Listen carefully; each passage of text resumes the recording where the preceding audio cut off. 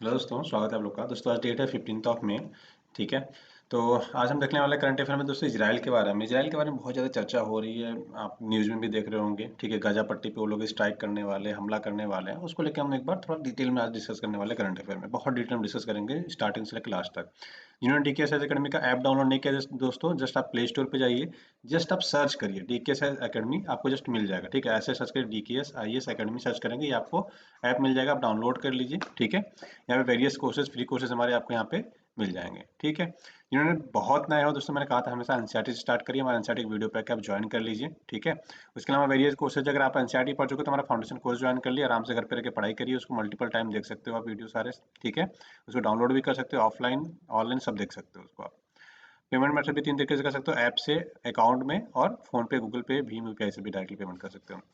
मेडिटेंसी के बारे में हम लोग चर्चा कर रहे थे, काफ़ी 2 टाइम 3 टाइम हो गया हमें डिस्कस करते इसको। ठीक है, तो एक काम करते हैं, थोड़ा सा इसकी मेडिटेंसी, जिसको भूमध्य सागर बोलते हैं ना, इससे कौन कौन से राज्य लगते हैं ना, एक बार उसको देख लेते हैं।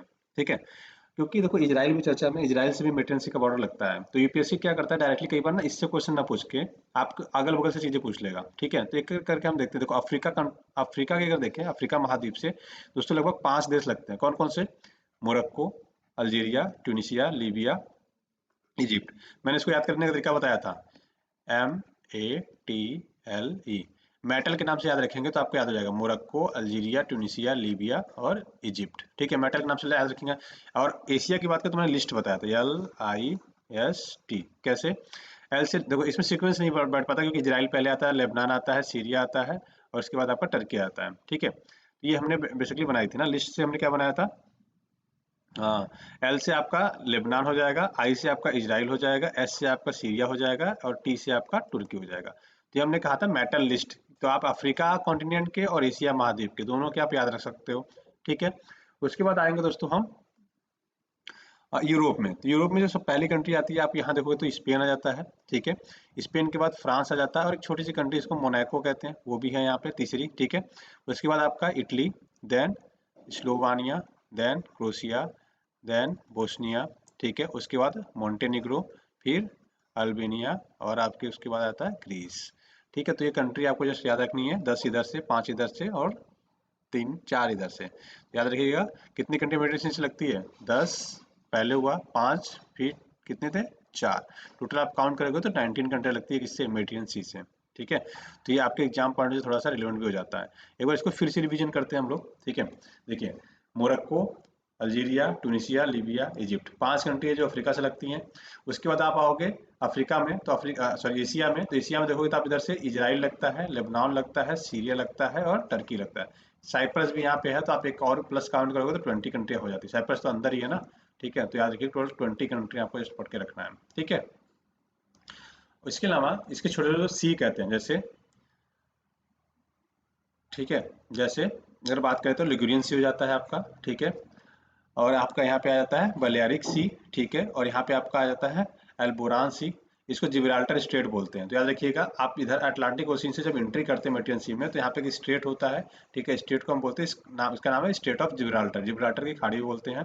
ठीक है, टेरियन सी इसको बोलते हैं, फिर एड्रियाटिक सी है, फिर आयोनिक सी है, आयोनियन सी बोलते हैं कई बार, और उसके बाद अगियन सी और सी ऑफ क्रेटे। ये इतने सी है जो छोटे छोटे मेटेरियल सी के पार्ट हैं। ठीक है, तो आपसे कई बार एग्जाम में डायरेक्टली पूछा भी जा सकता है कि लिगुरियन सी कहाँ पे है, भूमध्य सागर में है, अटलांटिक ओशियन में है, पैसिफिक ओशियन में है, ब्लैक सी में है। तो ऐसे भी क्वेश्चन आपसे बन सकते हैं। तो ये सारे तरीके हैं जिसको जस्ट आपको दोस्तों याद रखने हैं। ठीक है, और यूरोप की कौन कौन सी कंट्री याद रखेंगे? स्पेन, फ्रांस, मोनाको, ठीक है, इटली, स्लोवानिया, क्रोशिया, बोस्वानिया, बोस्निया, मोन्टेनिग्रो, और आपका अल्बानिया। ठीक है, ये थोड़ा सा याद रखना है। एक और मैप देखते हैं, थोड़ा सा आपको और ज्यादा चीजें क्लियर हो जाएंगी। देखो, ये मैप मैंने आपसे मल्टीपल टाइम्स दोस्तों डिस्कस किया है, यहाँ पे आपको थोड़ा समझना और आसान हो जाता है, कि थोड़ा क्लियर हो जाता है यहाँ पे ना। तो अफ्रीका की कंट्री कौन कौन सी है? पहला हो गया आपका मोरक्को, दूसरा अल्जीरिया, तीसरा ट्यूनिसिया, चौथा लीबिया, पांचवा इजिप्ट। ठीक है, ये इजिप्ट का है सिनाई पेनिनसुला है। अभी हम इजराइल के बारे में पढ़ेंगे तो आप देखेंगे ये सिनाई पेनिनसुला बोलते हैं इसको, किसका है? इजिप्ट का ही है। ठीक है, तो इसको भी थोड़ा सा डिस्कस करेंगे हम लोग। तो 5 तो इधर हो गए, फिर उसके बाद कौन सा है? इजराइल, लेबनान, सीरिया और टर्की। तो यहाँ पे कितने हो गए? टोटल 4 हो गए। ठीक है, ये लिस्ट से मैंने बताया था, अब लिस्ट लिस्ट से इसको याद रखेंगे, लेबनान, इजराइल, सीरिया और टर्की। और यहाँ पे इसको कैसे याद रखना है? मेटल के नाम से। ठीक है, तो थोड़ा सा याद रखें जो आपके एग्जाम पॉइंट से रिलेवेंट हो जाता है। उसके बाद आपका आता है नंबर 1 पे Spain, then France, then Monaco, यहाँ पे मैंने बताया था ना मोनाको यहाँ पे है, ठीक है, ठीक है, इटली, स्लोवेनिया, क्रोएशिया, बोस्निया, ठीक है, फिर मॉन्टेनेग्रो, फिर अल्बानिया, फिर ग्रीस। ठीक है, तो कंट्री है जस्ट आपको इसको जस्ट याद रखना जो आपके एग्जाम पॉइंट ऑफ व्यू से रिलेवेंट भी हो जाता है। ठीक। अब इजराइल की बात करें, इजराइल बहुत चर्चा में भी है, यहाँ पे युद्ध भी होने वाला है, होगा क्या लास्ट में थोड़ा सा मैं आपको बताता हूँ। मोस्ट प्रोबेबली यही है, अगर यूएसए इंटरफेयर नहीं करता है तब ये होना है। ठीक है, देखो, इजराइल जब 1947 में बना तो बहुत छोटा सा देश था। ठीक है, छोटा सा मतलब बहुत छोटा सा देश था। कैसा था मैं दिखाता हूँ। ये फिलिस्तीन या पैलेस्टाइन जिसको बोलते हैं हम, पहले ये था। ये जो व्हाइट व्हाइट कलर का देख रहे हो ना, पहले इजराइल इतना ही था। कब? 1946 के आसपास। ठीक है, 1946 के आसपास। उससे पहले की एक भी कहानी समझेंगे। ये पूरा मैप ना समझने से पहले हम क्या करेंगे, पूरी हिस्ट्री पढ़ेंगे, उसके बाद इस मैप को समझेंगे। ठीक है, तो अभी हम थोड़ी सी इजराइल की चर्चा करते हैं, जो जहाँ से आपको प्रीलिम्स पॉइंट ऑफ व्यू से एग्जाम इंपॉर्टेंट हो जाता है। ठीक है, देखो इजराइल से क्वेश्चन क्या क्या बन सकते हैं। एक तो क्वेश्चन ये देगा टेल अवीव कहाँ पे है, लॉर्ड कहाँ पे है। ठीक है, और उसके अलावा अगर बात करें तो इसमें आपसे ये डेड सी से किसका किसका बॉर्डर लगता है, तो देखिए वेस्ट बैंक इजराइल जॉर्डन से बॉर्डर लगता है। फिर सी ऑफ गलीली, ये किससे हाइट लगता है, तो गोलन हाइट्स इधर है। ठीक है, सीरिया से कह सकते हो आप, और इजराइल से बॉर्डर लगता है। ठीक है, ये आपसे दो क्वेश्चन तो बन सकता है यहाँ पे। और जॉर्डन सी, तो जॉर्डन सी से भी बॉर्डर लगता है किसका, इजराइल का, तो ये भी आपसे क्वेश्चन बन सकता है। ठीक है, और इनके जो फेमस फेमस प्लेसेस हैं जैसे टेल अवीव, जेरूसलम, ये आपको थोड़ा सा याद रखना, लॉर्ड याद रखना है। ठीक है, तो ये आपसे एग्जाम में डायरेक्टली पूछ सकते हैं। उसके अलावा बात करें, देखो गाजा स्ट्रिप है यहाँ पे और वेस्ट बैंक है, ये दोनों पार्ट है पैलेस्टाइन के, यहाँ से यहाँ। ठीक है, अलग अलग है। लेकिन यहाँ पे इनका कंट्रोल है नहीं, बेसिकली पैलेस्टीन का यहाँ पे कंट्रोल है नहीं। यहाँ पे हमास एक संगठन है, उनका कंट्रोल है, जिसको आतंकवादी संगठन कहता है बेसिकली यूएसए। यूएसए के साथ बहुत सारी कंट्री उसको आतंकवादी आतंकवादी संगठन के नाम से उसको जानते हैं। ठीक है, तो ये है पूरी इसकी स्टोरी। अब देखो, जब अंग्रेज थे ना, तो अंग्रेजों, आपको पता है 1906, जब मतलब बेसिकली आपको 1939 में वर्ल्ड वॉर चालू हुआ। ठीक है, सेकेंड वर्ल्ड वॉर जब हिटलर का टाइम था, तो हिटलर ने दोस्तों पाइप, मतलब वो बड़े बड़े टैंकर्स वाले पाइप में यहूदियों को भर भर के उसमें जहरीली गैस छोड़ दिया करते थे। ठीक है, इनके साथ बहुत ज्यादा अत्याचार हुआ, और कोई इनके पास स्पेसिफिक देश था भी नहीं। ठीक है, ये यहाँ पे थोड़ा मोड़ा रहते थे। रहते ये इतना ही इलाका था जहाँ पे रहते थे, मतलब पूरे देश में इनके साथ अत्याचार, मतलब वर्ल्ड में अत्याचार किया किसने, हिटलर ने। वर्ल्ड वॉर जब चल रहा था तब बहुत ज्यादा अत्याचार हुआ। तो फाइनली जब ये लोग आज़ाद हुए 1947 में, जब बेसिकली मतलब जब यूनाइटेड नेशन बना 1945 में, उसके बाद जब इनको भी थोड़ी आज़ादी देने के बाद उनके पास कोई देश नहीं था, तो ये हुआ कि इनको देश देते हैं। तो यहाँ पे इजरायली रहते, तो ये हुआ कि यहीं पे बांट देते हैं। तो यूनाइटेड नेशन ने क्या किया, इनका पार्टीशन कर दिया। कब? 1947 में। तो ये बना दिया बेसिकली इजराइल। इससे पहले की थोड़ी सी और कहानी समझते हैं। 1917 से इनके बीच ना लड़ाई झगड़े चालू हो गए। कैसे? एक आया था दोस्तों बल्फोर घोषणा, डिक्लेरेशन, जिसको बोलते हैं बल्फोर डिक्लेरेशन के नाम से इसको जानते हैं। जिसमें क्या था कि यहूदियों के लिए एक नेशनल होम बनाने की बात कही थी, मतलब यहूदियों के लिए एक देश बनाने की बात कही थी ब्रिटेन ने। क्योंकि देखो ब्रिटेन ने दोस्तों पूरे वर्ल्ड पे लगभग 200-300 साल तक शासन किया, और इंडिया में लगभग 200 साल तक शासन किया। ठीक है, एक टाइम था ब्रिटेन का, लगभग 1947 वर्ल्ड वॉर टू तक ब्रिटेन हर जगह था। वर्ल्ड वॉर टू तक ब्रिटेन हर जगह था, और उन्होंने शासन भी बहुत अच्छे से किया था। अच्छे इन द सेंस बहुत क्रूरतापूर्वक, मतलब अपना शासन अच्छा चलाया था, बेसिकली ये था। ठीक है, तो इन्होंने बेसिकली उस टाइम पे कह दिया था कि हम क्या करेंगे। अब देखो, इन्होंने पार्टीशन की शुरुआत कब की थी, 1947 में। देखो अब एक कहानी दिखाता हूँ आपको, देखिएगा। इजराइल मतलब ब्रिटेन के लोग ना बड़े हरामी थे। हरामी इन द सेंस, देखो, इजराइल और पैलेस्टाइन का इशू यहाँ पे कर दिया। इंडिया में भी इजराइल, इंडिया और पाकिस्तान का इशू कर दिया। कब?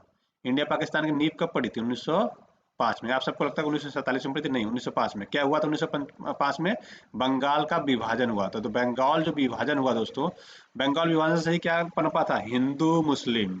क्या पनपा था, हिंदू मुस्लिम। यहाँ पे क्या पनपा दिया इन्होंने 1917 से धीरे धीरे, क्या, इजरायली और पैलेस्टाइन, मतलब यहूदी और मुस्लिम। बेसिकली ये हुआ ना, ये यहूदियों का हो गया, मुस्लिम का, ये लड़ाई इन्होंने चालू कर दी। राइट, ज्यूस और मुस्लिम का इन्होंने लड़ाई चालू कर दिया बेसिकली। ठीक है, ये आप देखो तो पैरेलल ही चल रही है। कब? हमारा पहले स्टार्ट कर दिया उन्होंने 1905 में, और इनका स्टार्ट हुआ 1917 से। ठीक है, तो धीरे धीरे चीजें इनकी स्टार्ट हो गई। अब हुआ क्या, 1948 में जब संयुक्त राष्ट्र संगठन ने इनको बंटवारा करके ये बनाया, जिस सेकंड नंबर वाला इमेज देख रहे हो ना, जब इन्होंने ये बनाया, यूनियन प्लान ये आया कि हम क्या करते हैं, व्हाइट वाले को इजराइल रख लेते हैं और फिलिस्तीन रख लेते हैं। अब देखो बांटा कैसे, तीन टुकड़े कर दिए किसके, पैलेस्टाइन के। एक तो ये गाजा स्ट्रिप वाला, दूसरा वेस्ट बैंक वाला, और ऊपर थोड़ा सा ये। अब आप सोचो, कोई तीन तीन प्लेसेस को कोई एक सिंगल देश कैसे चलाएगा? बीच में आप किसी और कंट्री में जा रहे हो, फिर बीच में किसी और कंट्री में जा रहे हो, तो कैसे आप सर्वाइव कर पाओगे? राइट, आप यहाँ से चले, यहाँ पे फिर आपका पासपोर्ट लगा, वीजा लगा, फिर अपने देश में एंट्री किए। फिर आप यहाँ से चले, मान लो ये किसी पर्सन को यहाँ से यहाँ जाना हो रहा था, राइट। तो अगर मान लो तो बस के थ्रू जाना चाहता है या जमीन के थ्रू जाना चाहता है तो ये 3 बार उसको तो पासपोर्ट, 2 बार तो उसको पासपोर्ट दिखाना पड़ता, समझ रहे हो आप? 2 बार उसको दोस्तों पासपोर्ट दिखाना पड़ता है कि भैया इस कंट्री से इस कंट्री जा रहे हैं, मतलब अपने ही देश में आपको ट्रेवल करने के लिए पासपोर्ट दिखाना पड़ता। कितना डिफिकल्ट सिचुएशन हो सकता था। सेम यही तो किया था। अगर आप इंडिया का मैप देखोगे तो ये जो आपका पाकिस्तान आज के टाइम पे दिखता है ना, ये भी पाकिस्तान था, इसको पश्चिमी पाकिस्तान बोल देते हैं। और जो आज के टाइम में बांग्लादेश है ना, बांग्लादेश को बोलते थे पूर्वी पाकिस्तान। ये तो 1971-72 में आजाद हुआ, ठीक है। 1971-72 में इन्होंने इंदिरा गांधी की सूझबूझ की है, जो भी कही है, उस टाइम पीरियड पे इनको बांग्लादेश को हमने आजाद करा के पूर्वी पाकिस्तान को आजाद करके बांग्लादेश बनाया। वरना सोचो ना, यहाँ के लोगों को अगर पाकिस्तान जाना तो कितना डिफिकल्ट होता। और ये एक चीज और सोच के देखिए, यहाँ भी पाकिस्तान, अगर यहाँ भी पाकिस्तान रहता तो हमारे लिए कितना बड़ा सिरदर्द हो जाता, ठीक है। सेम ऐसे ही यहाँ पे क्या अंग्रेजों ने, यूएन का प्लान आ गया, ठीक है, ये वाला लैंड आप ले लीजिए, ये वाला लैंड आप लीजिए। आप एक बार सोच के देखिए, आप एक बार खुद सोच के देखिएगा, आपके पास इतनी बड़ी जमीन है, ठीक है, आपको पता है कि मेरी ही है, मैं ही रहता हूँ इस पे। कोई आता है बाहर से, कहता है भैया ऐसा करिए ना, यहाँ से जमीन बांट लीजिए, आप इतने में रहिए, और ये वाला ना किसी जो बाहर से आ रहा 20% उसको दे दीजिए। क्या आप देने को रेडी होंगे? आप दोगे यहाँ पे? ठीक है, आप नहीं दोगे। क्यों? क्योंकि ये तो मेरा ही है, मैं कैसे दूं? मैं अपनी जमीन क्यों दूं? मैंने ना इनको बेचा है ना कुछ किया, मैं अपनी जमीन कैसे दे दूं? तो यहाँ से क्या हुआ, कॉन्फ्लिक्ट चालू हो गया, ठीक है। तो 1948 से दोस्तों कॉन्फ्लिक्ट चालू हुआ। फिर देखो 1948 में ये लड़ाई जो होगी, 1948 में ये लोग लड़ गए। 1948 में जब लड़े तो इजराइल दोस्तों बहुत बुरी तरह हारा है, बहुत बुरी तरह हारा है इनको, ठीक है। तो लेकिन ये कुछ प्लेसेस पे इन्होंने कब्जा भी कर लिया था, जॉर्डन के कुछ प्लेसेस पे, सिनाइन पेनिनसुला के कुछ प्लेसेस पे भी कब्जा किया। फिर बाद में इन्होंने छोड़ दिया। उसके बाद फिर 1967 में लड़ाई होती है। 67 में 6 देश एक साथ हो जाते हैं, इजराइल अकेला, ठीक है। इजराइल 6 देशों को बहुत बुरी तरह हराता है दोस्तों। सिनाई पेनिनसुला, ये जॉर्डन के कुछ पार्ट्स, गोलन हाइट्स सब कब्जा लेते हैं ये लोग, ठीक है। यूएन का इंटरवेंशन होता है, फिर धीरे धीरे इनको पीछे हटना पड़ जाता है। मतलब बाकी बहुत सारे प्लेसेस प्लेसेस जो छोड़ देते हैं कि नहीं नहीं नहीं, ये आपको जितना दिया गया उसमें रहिए, अंदर ही रहिए, ये ठीक है। तो उसमें एक चीज इन्होंने की, इजराइल ने, कि मतलब जो फलस्तीन है ना, उसको धीरे धीरे सिकुड़ते चले गए, मतलब धीरे धीरे उनकी जमीन को कब्जाते चले गए, बेसिकली ये चीजें की है, ठीक है। तो इजराइल ने दोस्तों, देखो इजराइल ऐसा क्यों कर पाया या क्यों किया। जब 1947 में इनके पास घर नहीं था, जब यूएन ने डिक्लेयर किया कि आप इतना इतना पार्ट ले लीजिए, ठीक है, उस पर इजराइल तो रेडी था, लेकिन फिलिस्तीन के लोग रेडी नहीं हुए। फिलिस्तीन के लोग रेडी नहीं हुए, क्यों? मैंने अभी तो समझाया कि अगर आपका पूरा इतना बड़ा घर है और आपसे कोई कहे कि आधे घर में रहिए, तो आप रहोगे? क्यों नहीं रहोगे? क्यों? क्योंकि पूरा का पूरा घर आप ही का है। अब यहाँ पे कॉन्फ्लिक्ट उसी समय चालू होगा। इजराइल वालों को एक चीज पता था, पता है क्या? इजराइल वालों को पता था कि देखो हमारे लिए कोई देश तो है नहीं, अब अगर हम इस पे इंटरफेयर करके अपने अस्तित्व बचाने के लिए लड़ेंगे नहीं तो हम सब कुछ खो देंगे। तो इजराइल के लिए क्या था? अस्तित्व बचाना। इजराइल के पास कुछ था ही नहीं। इजराइल का था अगर जीतेंगे तो सरवाइव कर पाएंगे, इस पृथ्वी पे हमारा अस्तित्व रहेगा, नहीं तो हम खत्म हो जाएंगे। तो इजराइल जब होता है ना कि आपको पास पता है कि मेरे पास, आपके पास जीतने के अलावा कोई ऑप्शन ही नहीं है, तो आप पूरी जान लगा दोगे। इजराइल ने एक किया दोस्तों, अस्तित्व बचाने के लिए पूरी की पूरी अपनी जान झोंक दी लोगों ने, ठीक है। अब बहुत बहुत बढ़िया तरीके से उन्होंने मैनेज किया, ठीक है। तो ये पूरी इनकी थोड़ी सी कहानी थी जो मैंने आपको जस्ट समझाने की कोशिश की, ठीक है। तो ये थोड़ा सा याद रखिएगा। तो आज से करंट टाइम पे आप देखोगे तो इजराइल, देखो ये 2012 का मैप है, अब तो और छोटा हो गया, मतलब इसमें से बहुत सारे छोटे छोटे और हो गए हैं, ठीक है। अभी आगे हम देखने वाले हैं इसको। ये पूरा है बेसिकली, पैलेस्टाइन पहले ऐसे था, यूनाइटेड नेशन ऐसे बांट दिया। अब देखो, आप बांट के देखो ना, एक यहाँ पे है, एक यहाँ पे है, एक यहाँ पे है, कैसे कैसे कोई देश सर्वाइव कर पाएगा, राइट। फिर धीरे धीरे इजराइल ने ये गायब भी कर दिया, इजराइल ने ये गायब भी कर दिया। फिर धीरे धीरे इनको यहाँ तक थे, इस सिकुड़ के और कम कर दिया। और इसमें भी धीरे धीरे धीरे देख लो, तो इनके पास हथियार भी नहीं होते, फिलिस्तीन के लोगों के पास हथियार भी नहीं है। हमास का जो ग्रुप है गाजा स्ट्रिप में रहता है, ठीक है। तो ये पूरी बस बेसिकली कहानी थी जो मैंने टाइमलाइन में यहाँ पे नोट डाउन कर रखा है, जिसमें अगर थोड़ा सा पढ़ना हो तो आप पढ़ सकते हैं। केप डेविड एकॉर्ड हुआ था दोस्तों 1978 में। बेसिकली अमेरिका चाहता था कि इनके बीच शांति समझौता हो, लेकिन हो नहीं पाया था, ठीक है। ये थोड़ा सा याद रखिएगा। इसके अलावा अगर बात करें तो देखो, 1987 में भी दोस्तों बहुत सारे प्लेसेस को बेसिकली इजराइल ने गाजा पट्टी के आसपास को अधिकृत किया था, जिसके बाद से मतलब वही है, कभी कई बार ये लोग लेते हैं, कई बार इनको छोड़ना पड़ जाता है। दो चीजें आपको याद रखना है। केप डेविड एकॉर्ड किस मतलब किससे रिलेटेड है? तो याद रखिएगा, इजराइल, इजराइल से रिलेटेड है, ठीक है। इजराइल और फिलिस्तीन से रिलेटेड है केप डेविड एकॉर्ड। उसके अलावा ओस्लो समझौता, ये भी दोनों चीजें आपको याद रखना है, किससे संबंधित है, इजराइल और फिलिस्तीन से संबंधित है। थोड़ा सा ये आपके एग्जाम्पल से रिलेवेंट है, आपको जस्ट याद रखना है, ठीक है। तो ये याद याद रखिएगा। लगभग देखो, जो ये हमास संगठन है ना, हमास संगठन दोस्तों बेसिकली बोले तो एक आतंकवादी संगठन जैसा ही है। बेसिकली इनको मतलब जो गाजा पट्टी में है ना, इनका ये प्लेस है, ठीक है। गाजा पट्टी में देखो पैलेस्टाइन का डायरेक्ट रूल नहीं है, ठीक है। यहाँ पे जो हमास ग्रुप है ना, इन्होंने बेसिकली बहुत सारे प्लेसेस को ऑक्युपाई कर रखा है और इनको सपोर्ट मिलता है दोस्तों ईरान से, ठीक है, इजिप्ट से, मतलब मुस्लिम कंट्री जो है, ज़्यादातर मुस्लिम कंट्री क्या करते हैं, इनको सपोर्ट करते हैं। तो यहाँ पे हथियार वगैरह प्रोवाइड यही लोग कराते हैं, ठीक है जी। इराक कराता है, इजिप्ट वगैरह ये सब जितने हैं हेल्प करते हैं बेसिकली, ठीक है।